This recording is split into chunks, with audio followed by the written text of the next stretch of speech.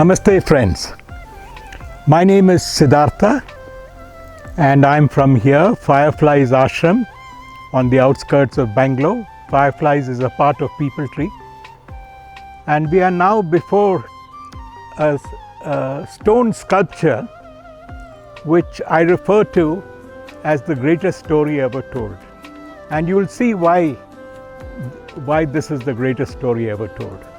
You have this lady here. Her name is Kisagotami and her only child is dead.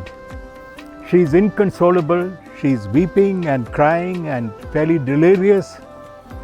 The village doesn't know what to do. She won't let go of the dead child. Time is going by. They have to do the funeral rites, but she won't let go of the body. Finally, an elderly man there, perhaps not knowing what else to say, tells the lady, there's a holy man in the forest nearby. Maybe he can help you. It's a small ray of hope, or perhaps even a big ray of hope given the situation she was in. She picks up her dead child and rushes into the forest. And she walks in there and sees the Buddha quietly meditating there.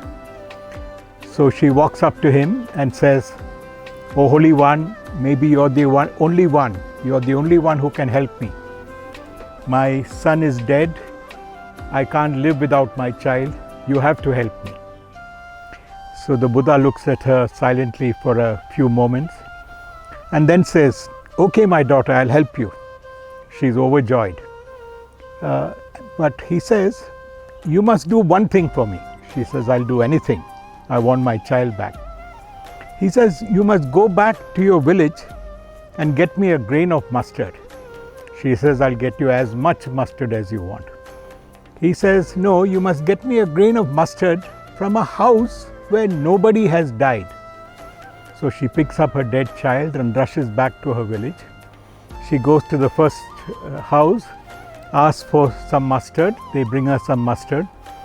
And then she remembers. She says, I hope nobody has died here. They say, last year our grandmother died. She goes to the second home and asks them for mustard and finds out that a little child had died there quite recently. She goes to the third house and it's the same case. Somebody has died there years ago. So she does the entire village, house to house, and does not find a house where nobody has died. Already she is a little calmer, quieter, reflective. She walks back to the Buddha holding her dead child in her hands. When the Buddha sees her, he says, "My daughter, I'm sorry I had to make you do this, but that's the only way I could make you understand that nothing in the world is permanent. And the cause of suffering is to hold on to cling on to. You have to learn to let go." I think this is a great message.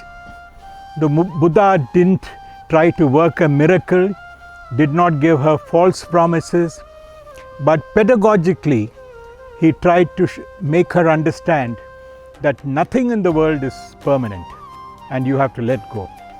We have to let go of the ones who are close to us. We can't own or possess or keep them with us forever. We have to, one day or the other, let go of our property. We have to let go of our ego, our pride, our status. Nothing is permanent. I think it's a great story. The Buddha was India's greatest spiritual thinkers. Unfortunately, most of us are not aware of his profound teachings. And this is one small example of the wisdom of the Buddha. Thank you, friends.